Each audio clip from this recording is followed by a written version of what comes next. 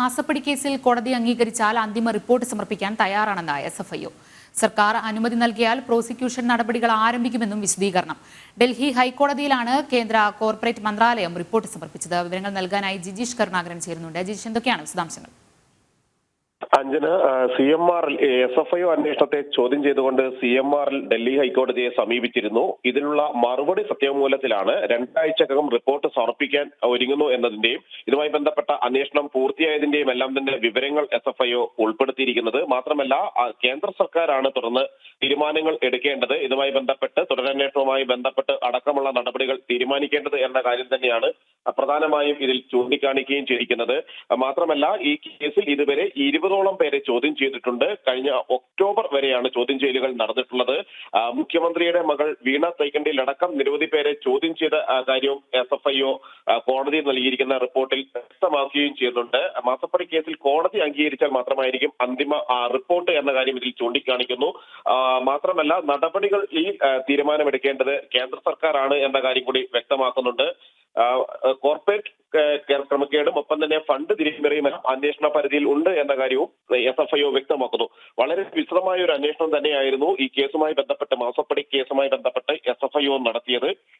ആദ്യം ഇതുമായി ബന്ധപ്പെട്ടുകൊണ്ട് ആദായ നികുതി വകുപ്പ് ഇന്ററിം സെറ്റിൽമെന്റ് ബോർഡാണ് അന്വേഷണം നടത്തിയത്. അങ്ങനെ ആദായ നികുതി വകുപ്പിന്റെ അന്വേഷണം നടന്നതാണ് എന്നും അതുകൊണ്ട് തന്നെ SFIO അന്വേഷണം ആവശ്യമില്ല എന്ന പ്രധാന ഒരു കാര്യം ഉന്നയിച്ചുകൊണ്ടാണ് പ്രധാനമായും ഇവർ കോടതിയെ സമീപിച്ചത്, CMRL കോടതിയെ സമീപിച്ചത്. എന്നാൽ ഇതിന് നൽകിയ മറുപടിയിലാണ് ഈ കേസ് അന്വേഷണം തുടർന്നതിന്റെയും അതുമായി ബന്ധപ്പെട്ട് പ്രധാനപ്പെട്ട വിവരങ്ങൾ അന്വേഷിക്കുന്നു എന്നതിന്റെയും വീണയെ ചോദ്യം ചെയ്തതിന്റെയും വിവരങ്ങൾ ഉൾപ്പെടുത്തിയിരിക്കുന്നത്.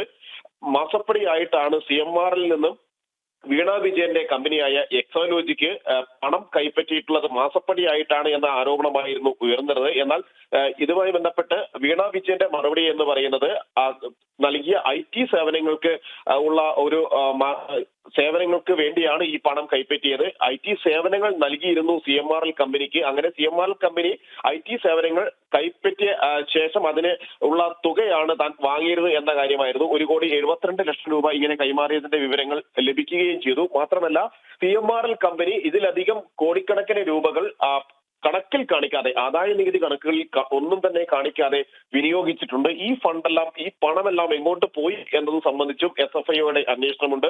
നേരത്തെ കൊച്ചിയിലെത്തിയ SFIO സംഘം CMRLന്റെ ഓഫീസിൽ പരിശോധന നടത്തിയിരുന്നു.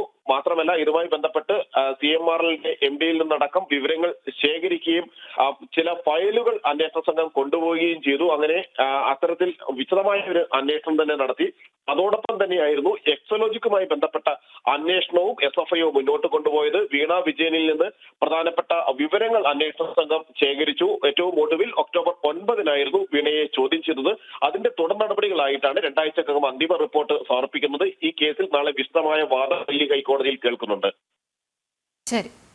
മാസപ്പടി കേസിൽ കോടതി അംഗീകരിച്ചാൽ അന്തിമ റിപ്പോർട്ട് സമർപ്പിക്കാൻ തയ്യാറാണെന്ന് SFIO. സർക്കാർ അനുമതി നൽകിയാൽ പ്രോസിക്യൂഷൻ നടപടികൾ ആരംഭിക്കുമെന്നും വിശദീകരണം. ഡൽഹി ഹൈക്കോടതിയിലാണ് കേന്ദ്ര കോർപ്പറേറ്റ് മന്ത്രാലയം റിപ്പോർട്ട് സമർപ്പിച്ചത്. വിവരങ്ങൾ നൽകുകയായിരുന്നു ജിജീഷ് കരുണാകരൻ.